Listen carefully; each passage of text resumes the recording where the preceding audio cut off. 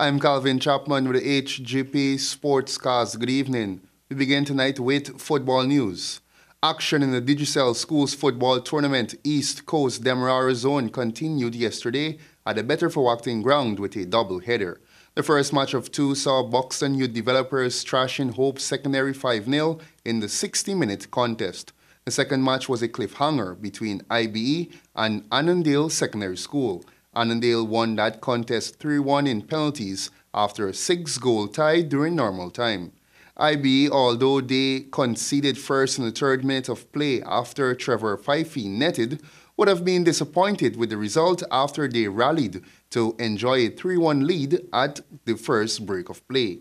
Colin Henriques of Annandale, who assisted his team's first goal, was the hero of the contest as he netted goals in the second half to send the game straight to penalty kicks. His second goal came on a stroke of the final whistle for full time.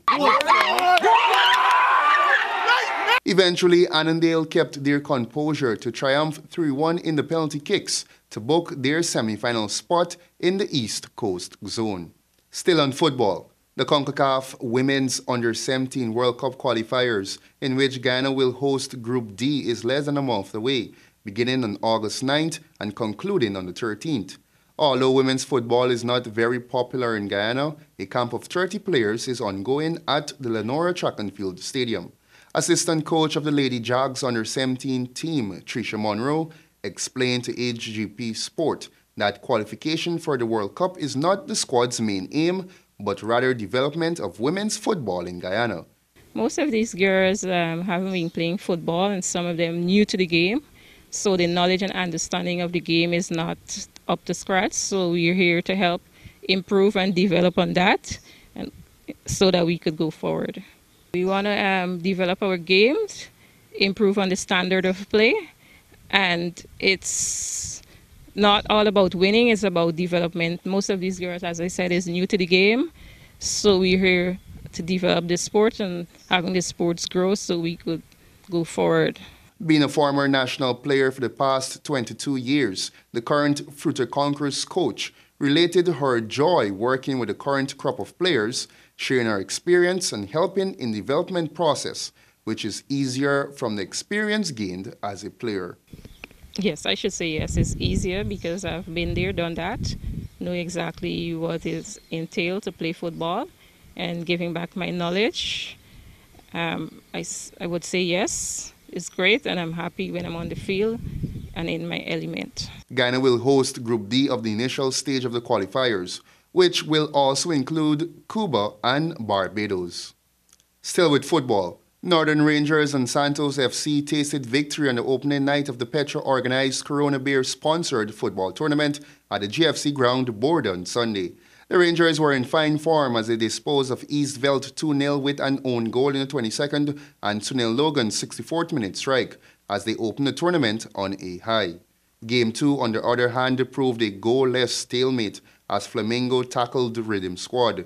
Game 3 was an absolute firecracker where Santos downed Pile 4-0. Robbie McLaughlин's 9th-minute strike gave the lead to Santos before Kenroy Demonic's 11th-minute shot extended that lead in a good 1-2 fashion, which lasted until the end of the half. Santos were by no means finished, and a Josh Parvatan's 56th-minute strike took the score to 3-0. Oren Yard added the final for good measure in the 90th minute. On the cricket scene, Guyana's quest to win their first regional Under-17 fifth-over tournament began today when they took on the Windward Islands at Gilbert Park, Trinidad and Tobago. The Guyanese took the runner-up spot in last year's competition, which was won by Trinidad and Tobago, who got the edge with 0.3 fast bowling bonus points. However, their game against the eventual champions was washed out without a ball being bowled. Windward Islands have been one of the most consistent teams in regional youth cricket of recent. Today, Guyana had dismissed Windward Islands for 124 runs. Burbisian Kevlon Anderson, who enjoyed a 5-wicket haul, finished with figures of 5 for 35 from 7.4 overs. In reply, the Guyanese were struggling on 39 for 6 from 25 overs at lunch. After the break, Windwards wrapped up the game by dismissing Guyana for 105 from 45 overs, to inflict a 20-run defeat on the strong Guyanese unit. Captain Ashmead Ned top scored with 14 in the miserable batting display. In more cricket, following the draft for the 2017-2018 Professional Cricket League PCL 4th edition of the tournament, discarded West Indies opening batsman Rajendra Chandrika, along with former West Indies under-19 players Ramal Lewis from Jamaica, Stephen Jacobs, Chandrapal Hemraj and Tevin Imlach, have been drafted in by the Guyana Jaguars. The draft was held on Friday at the Pegasus Hotel in Kingston, Jamaica. Based on Cricket West Indies rules, each franchise must have 15 contracted players, and as such, the Guyana Jaguars franchise retained 10 players. Those retained are Leon Johnson, Asad Fuddin, Tejanarain Chandrapal, Gudakish Moti, Romario Shepherd, Kimo Paul, Veerasamy Pomal, Anthony Bramble, Keon Joseph, and Raymond Reefer. Guyanese opener Trevon Griffith for a third time drafted by Jamaica Scorpions franchise. In cycling, policeman Mario King upset a field of Guyana's top cyclists on Saturday as he sprinted his way to victory in the national park to capture the 17th annual PMP Insurance Brokers cycling title in a 35-lap feature race. King, who finished his race in a time of 1 hour 18 minutes 21 seconds, fended off Alonso Ambrose in the final lap to take top honors. Ambrose, a member of the Guyana Defence Force, finished in second, while Warren McKay came in third. Team Coco's Jamal John finished fourth, while Raul Leal from Team Evolution was fifth, with his fellow club member Paul de Nobrega coming in sixth. In a juveniles 10-lap race, Britton John had a commanding ride to take top spot and dethrone Nigel Digid in a time of 21 minutes 13 seconds. Digid, who won the event last year, came in second, while Christopher Cornelius was third.